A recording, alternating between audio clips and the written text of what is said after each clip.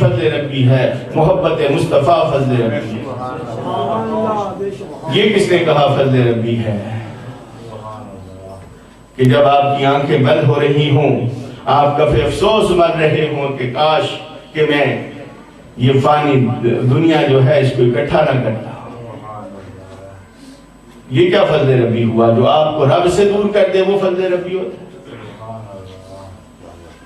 جو رب کے قریب کرے وہ ہے فضل ربی، جو رب کے اور بندے کے درمیان حجاب بن جائے وہ فضل ربی نہیں ہوتا، وہ حجاب اکبر ہوا کرتا ہے، وہ حجاب ہوتا ہے۔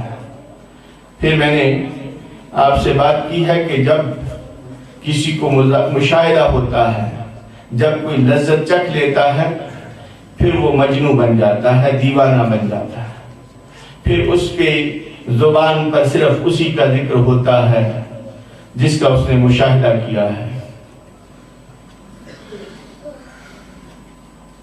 اور یہ لذت آشنائی مانگا کریں کہ اللہ ہمیں لذت آشنا کر دے، ایسی کیفیات سے ہمیں دوچار کر دے۔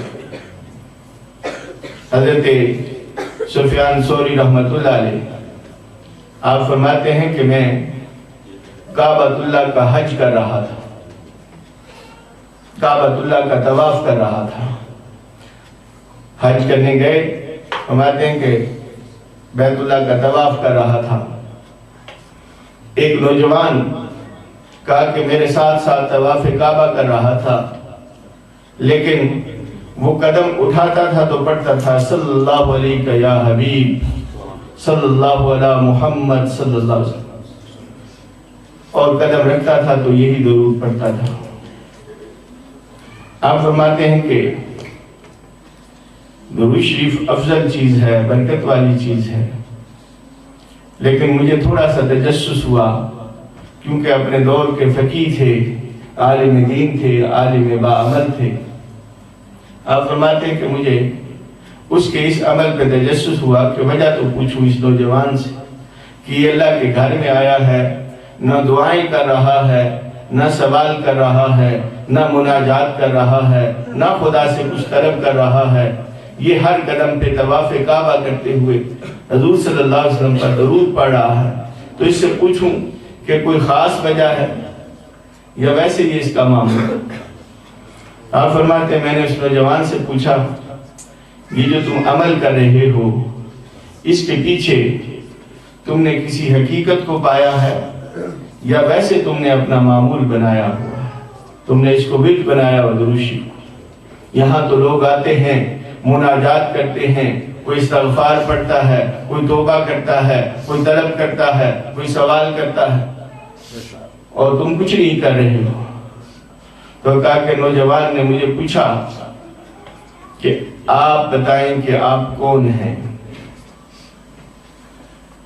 تو کہنے لگے کہ میں نے اپنا تعارف کرایا، تو کہا کہ اس نوجوان نے قسم اٹھائی کہ اگر آپ عالم دین نہ ہوتے، فقیہ وقت نہ ہوتے، فقیہ العصر نہ ہوتے تو میں یہ راز آپ کو کبھی نہ دیتا۔ کہا کہ میں اپنے باپ کے ساتھ سفر میں تھا، صحرا میں، جنگل میں میرا باپ فوت ہو گیا اور ان کا چہرہ سیاہ ہو گیا، ان کا چہرہ سیاہ ہو گیا۔ کہا کہ چونکہ میں اکیلا تھا، اپنے باپ کی اس حالت کو دیکھ کر کہا کہ میں بڑا اداس ہوا، بہت پریشان ہوا۔ اسی پریشانی کے عالم میں نے ایک کپڑا اپنے باپ کے چہرے پہ ڈال دیا کہ ان کے چہرے کی سیاہی جو ہے وہ مجھ سے دیکھی نہیں جا رہی، اور میں تدبیریں سوچنے لگا کہ اب میں کیا کروں، پریشانی کا عالم۔ تو کہا کہ مجھے اسی مقام پر، اسی میدان میں، اسی صحرا میں نیند آ گئی، اونگ آئی۔ جب اونگ آئی تو کہا کہ دیکھا کہ ایک نورانی چہرے والا سفید لباس میں ملبوس وہاں تشریف فرما ہوا، اور اپنا دست رحمت، دست نور میرے والد کے چہرے سے کپڑا ہٹا کے ان کے چہرے پہ لگا دیا، اور میرے والد کا چہرہ چمکنے لگا، روشن ہو گیا، منور ہو گیا۔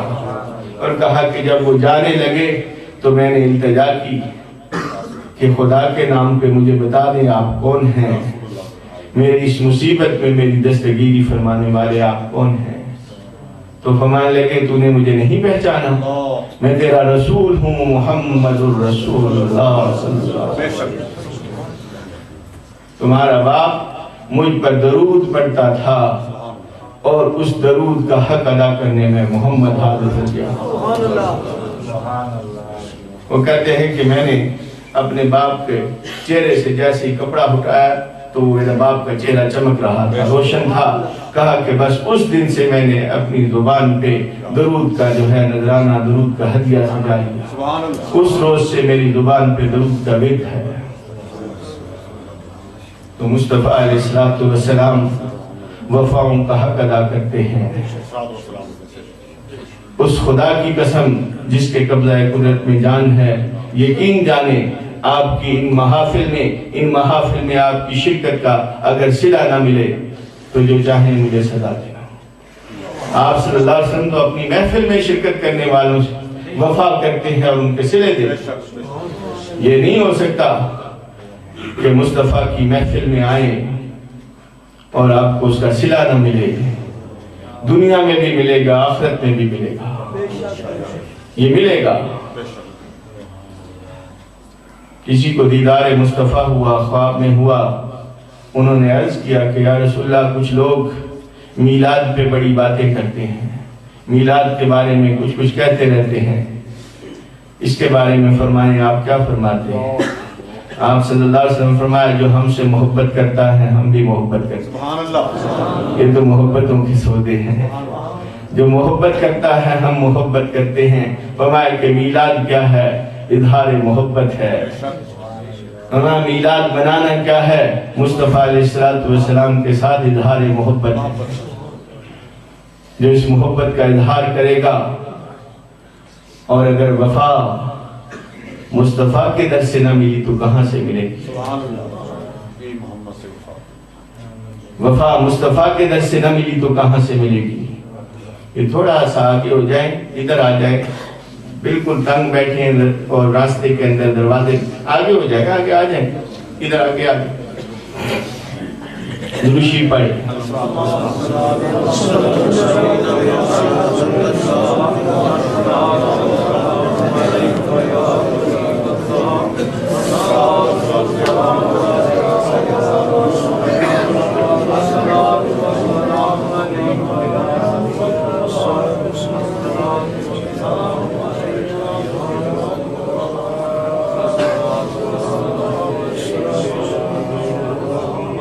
محبت کی باتیں شروع ہوں تو پھر وقت کو نہیں دیکھا جاتا۔ آپ یقین جانیں وہ بھی اہل محبت تھے کہ رات کو ذکر حبیب شروع ہوتا تھا تو صبح ہو جاتی تھی۔ لیکن کل میں نے آپ سے ایک وعدہ کیا تھا اور وہ خوشبو محمد صلی اللہ علیہ وسلم کا وعدہ تھا کہ آپ صلی اللہ علیہ وسلم کے وجود سے خوشبو آتی تھی۔ یہ تو بات نہیں ہے، یہ حقیقت ہے۔ وجود مصطفیٰ سے خوشبو آتی ہے، نالین مصطفیٰ سے خوشبو آتی ہے، شہر مصطفیٰ سے خوشبو آتی ہے، عشاق مصطفیٰ سے خوشبو آتی ہے، اور غلامان مصطفیٰ سے خوشبو آتی ہے، اور نسبت مصطفیٰ سے خوشبو آتی ہے۔ جو مصطفیٰ علیہ السلام کے ساتھ نسبت رکھتے ہیں ان سے خوشبو آتی ہے۔ کبھی محسوس کی خوشبو محسوس کی؟ چلیں خوشبو مصطفیٰ کی سے پہلے ایک شہر مصطفیٰ کی خوشبو کی بات بتا دوں اور عاشق مصطفیٰ کی خوشبو کی بات بتا دوں۔ ایک بزرگ تھے تو کافی بڑھاپا ان پہ طاری تھا، محفل نعت ہو رہی تھی۔ آپ سب جانتے ہیں نعت خوان اپنا اپنا نذرانہ محبت پیش کرتے ہیں، اپنے اپنے انداز میں پیش کرتے ہیں، اور یہ یاد رکھیں کہ جب محبت کے نذرانے پیش کیے جا رہے ہوں تو مذاق نہیں اڑایا کریں، اس وقت مذاق نہ اڑایا کریں۔ یہ ادائیں ہوتی ہیں، ہر عاشق کی اپنی ادا ہوتی ہے۔ ہم کہتے ہیں نا کہ جی اس نے یہ کیا، اس نے ایسے پڑھا، اس نے ایسے پڑھا، یہ غیبت میں آ جاتی ہے، یہ نہیں کہنا چاہیے۔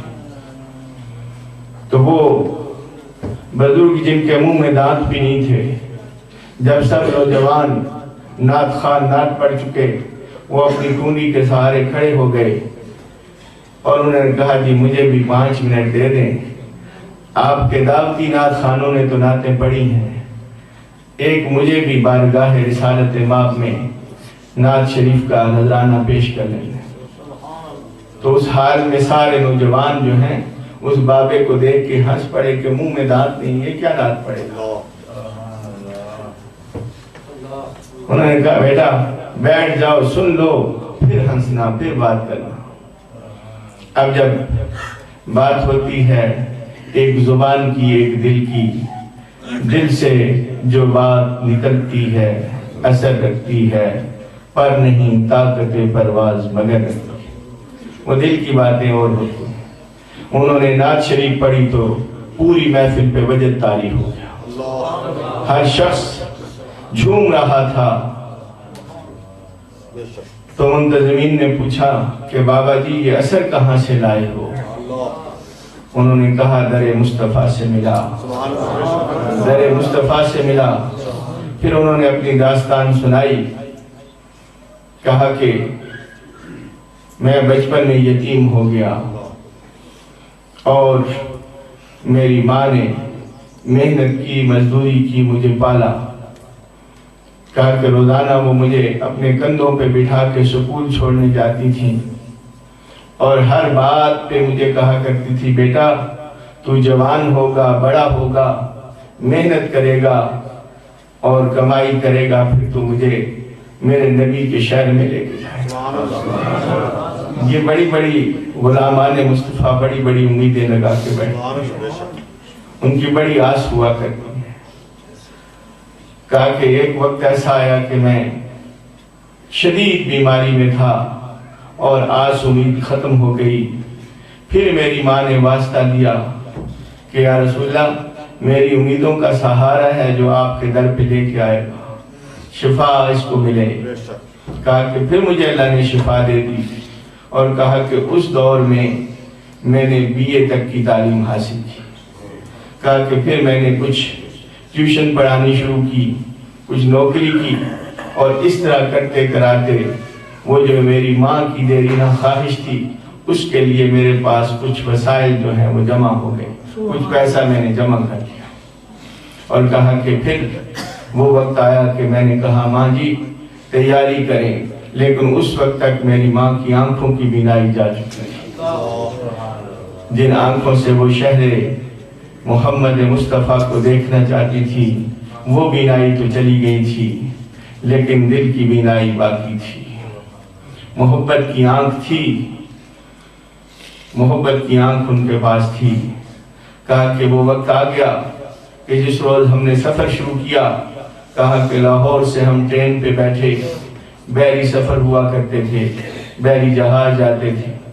کہا کہ کراچی پہنچے، تو کراچی پہنچنے کے بعد میں نے اپنی ماں کی محبت کو جانچنے کے لیے کہا اماں جی بڑا طویل سفر کر لیا ہے، اب آپ اتریں، اب ہم مدینے پہنچ گئے۔ تو ماں میری آنکھوں سے نابینا تھی لیکن دل سے بینا تھی، کہتی بیٹا ابھی میرے محمد کا شہر نہیں آیا، ابھی میرے حبیب کے شہر کی ہوائیں نہیں آئیں، ابھی شہر طیبہ کی ہوائیں نہیں آئیں،